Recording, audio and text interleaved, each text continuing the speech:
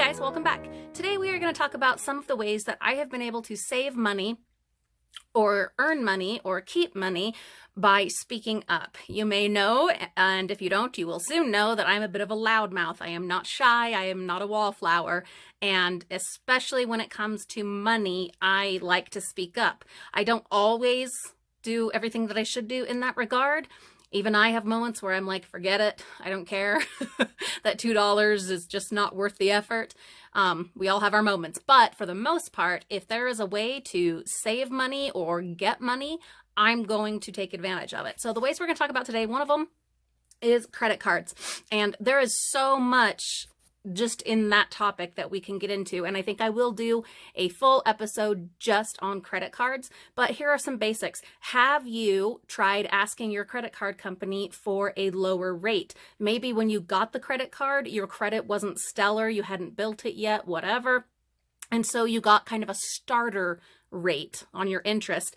There is a chance, if you've had it for a while and have been paying your payments regularly and making regular purchases and doing other things to improve your credit score, there is a very strong possibility that you might qualify for a lower credit score. So you won't know unless you ask, right? So I highly recommend every now and then calling up your credit card company and asking them for a lower rate.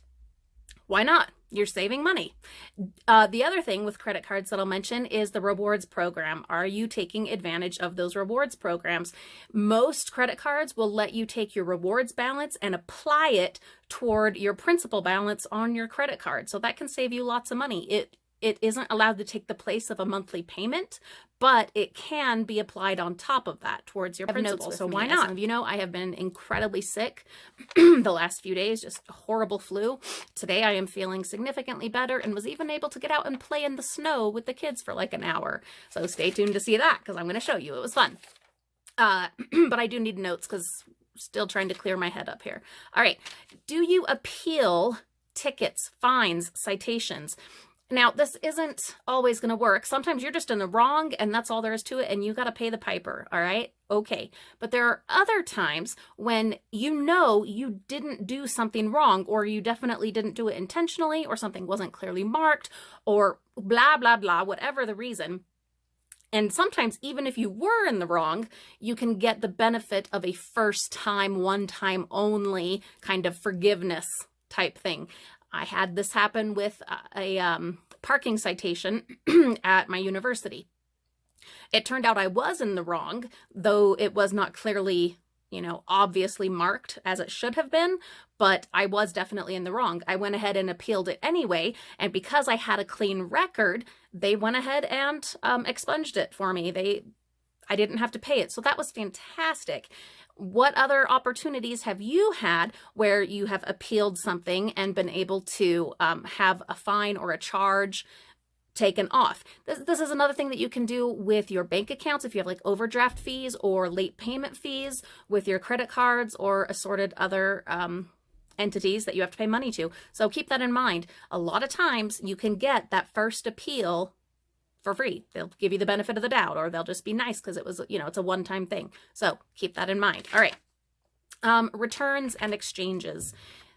You bought something, it was the wrong size, you didn't try it on, you end up just leaving it in the closet and never going back and getting your money back or exchanging it for the right size.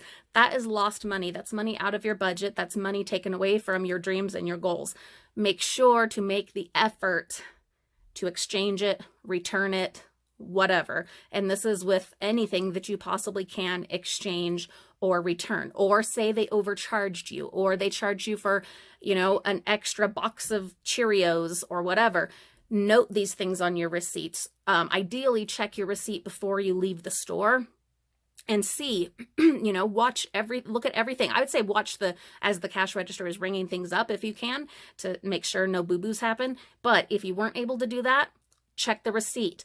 It's so much easier to go up to the service desk right after, after you're done, or just talk to the cashier real quick, than to get all the way home and say, you know what, forget it. I'm not going back to Kroger for $1.25 that they overcharged me. And then the next time that you go to get groceries, you've totally forgotten about it and lost the receipt, and it is what it is, right? This one was just a situation I had the other day at school. I needed to print off a bunch of the materials that I needed to read for this one class. And with enrollment at my university, you get $10 in printing credits that you can use at the printing centers throughout the school. And you log in, and so it logs how much you've printed and then deducts, 5 cents per print or whatever. I had went ahead and queued up like 40 pages of text that I needed to print off and read, that I need to finish reading this weekend. And then I went over to the printer and it printed like 3 pages of the like 40, and then it stopped, and I didn't know how to fix it.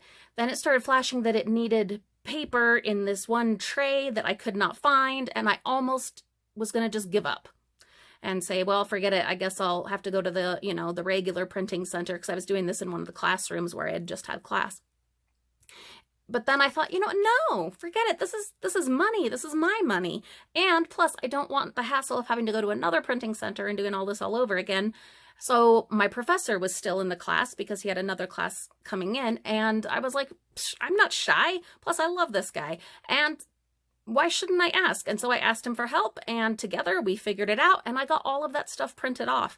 That was awesome. It was so cool. All it took was just speaking up. Before I asked him, I asked, because like probably 15 students had come in for the next class and they were all sitting down. And I know a lot of you would be way too shy to just shout out to everybody, hey, does anyone know how to, load the paper in tray A or whatever? But you've got to find a way, if you at all possibly can, to develop that skill, to burst out of your shyness and self-consciousness and remember your goals and your dreams and how much money those goals and dreams cost. And remember that every penny adds up. And so find the courage and ask for the help that you need. So none of the students knew what to do, but my professor was able to help me, and we got it figured out. Even cooler than that, the next day I needed to print something off, and I was at the printing center. And the weirdest thing, I was looking at my printing balance and I still had $10 in printing credits. And I'm like, wait, this is weird. I just printed all those papers yesterday. Well, come to find out, because I had printed them in a classroom, it didn't charge me.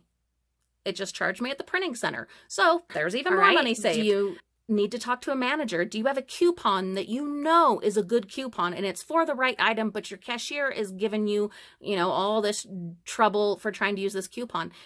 Do you make the effort to have a manager come and check it out and help you? Because 9 out of 10 times the manager is going to say, just, let her go, let her do it. It's fine. It's $1. It's $1.50, for crying out loud. You will get some cashiers that you won't need a manager. They'll just take care of it because they're cool and they understand. Then you get others that are like just ornery and power hungry and sometimes just mean and that don't like couponers. Do the work, be brave, speak up so that you get what you know you rightly deserve. All right. Money, it comes down to money, and you need the money for your goals and your dreams. I think that's all of them that I have for you today. Yep, that is all. So those are just some ways where you can save money or not have to be putting out money for things that, have happened, like parking tickets and citations and overdraft fees and late payment fees. If you are just willing to speak up, be brave and say, hey, this. Will you give me, a lower rate? Can you help me out with this overdraft fee because of X, Y, and Z? Whatever it is, speak up, be brave, and get that money back. All right, take care. Have a wonderful day, and we'll see you soon.